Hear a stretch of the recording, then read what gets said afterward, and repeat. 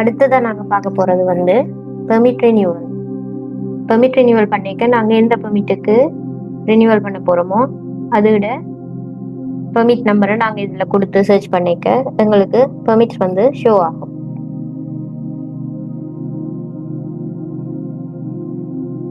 So நாங்க அதை வந்து ப்ரொசீட் டு ரினியூவல் கொடுத்து நாங்க தனியா பெர்மிட் ரினியூவல் மட்டும் செய்யலாம், அது இல்லையா பஸ் சேஞ்சையும் சேர்த்து செய்யலாம். ஸோ இப்போ பெர்மிட் ரினியூவலுக்கு போகணுமெண்டா ஒன் டைம்ல பெர்மிட் ரினியூவல் பண்றதால 7,500 அது மாதிரி அப்ளிகேஷன் ஃபீ வந்து 1000 அப்போ டோட்டல் வந்து 8,500. அதே மாதிரி ஆல்ரெடி இந்த பெர்மிட் வந்து கிரியேட் ஆன பெர்மிட்டை தான் நாங்கள் ரினியூ பண்ண போறோம், அதால இந்த டேட்டாஸ் எல்லாம் ஃபெச் ஆகி வரும். சப்போஸ் நாங்கள் இதை சேஞ்ச் பண்ண போற மாதிரி இருந்தா நாங்கள் இதில் சேஞ்ச் பண்ணக்கூடிய மாதிரி இருக்கும். அத மாதிரி இங்கால வந்து நாங்கள் டாக்குமெண்ட்ஸை வந்து அப்லோட் பண்ணணும், பெர்மிட் கிரியேட் பண்ணி அப்லோட் பண்ண மாதிரி. ஆனா இதுல வந்து சில டேட்டாஸ் வந்து எங்களுக்கு ஓட்டோவா ஃபெச் ஆகி இதுல வரப்போகுது.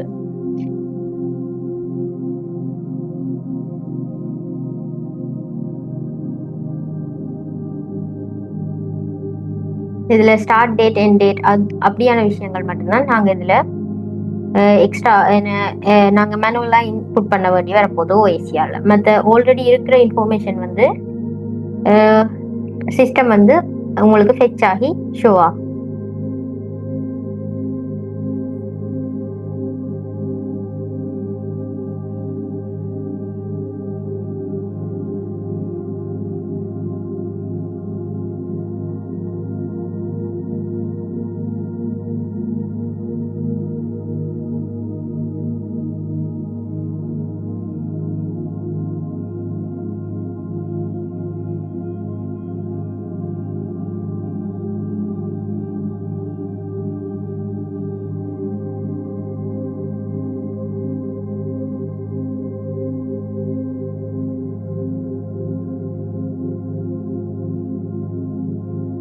இப்படி நாங்க எல்லாத்துக்குமான டேட்டா வந்து நாங்க இதுல எல்லா ஃபார்மையும் வந்து நாங்க ஆட் பண்ணி மேனுவல் ஃபீல்ட்ஸை வந்து என்டர் பண்ண வேணும்.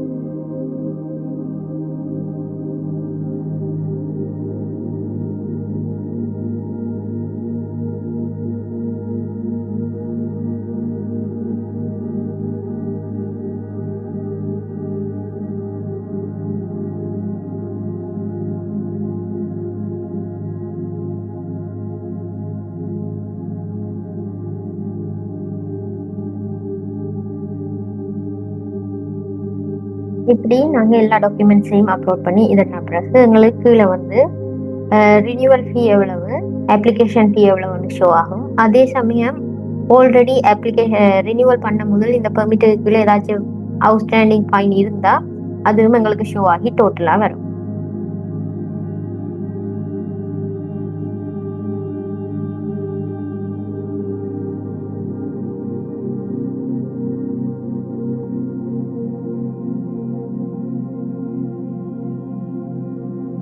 இதுல நாங்க டாக்குமெண்ட் அப்லோட் பண்ணாட்டிக்கு எங்களை சப்மிட் பண்ண விடாது.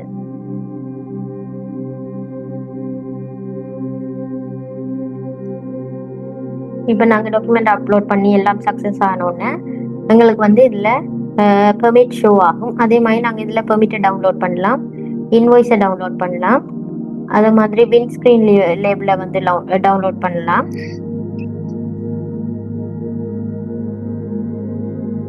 அதே போல அப்ளிகேஷனையும் டவுன்லோட் பண்ணலாம்.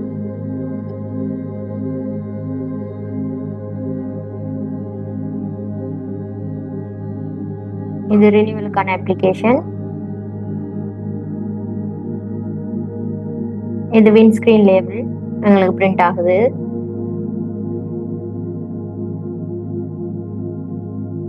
இது எங்களுக்கான இன்வாய்ஸ். இது எங்களோட ரினியூவல் பெர்மிட். இவ்வளவும் எங்களுக்கு ஒரே டைம்ல நாங்க டவுன்லோட் பண்ணி எடுத்துக்கொள்ளக்கூடிய மாதிரி இருக்கும்.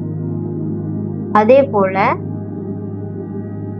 நாங்க ரினியூவலோட சேர்த்து பஸ் சேஞ்சும் செய்யிக்க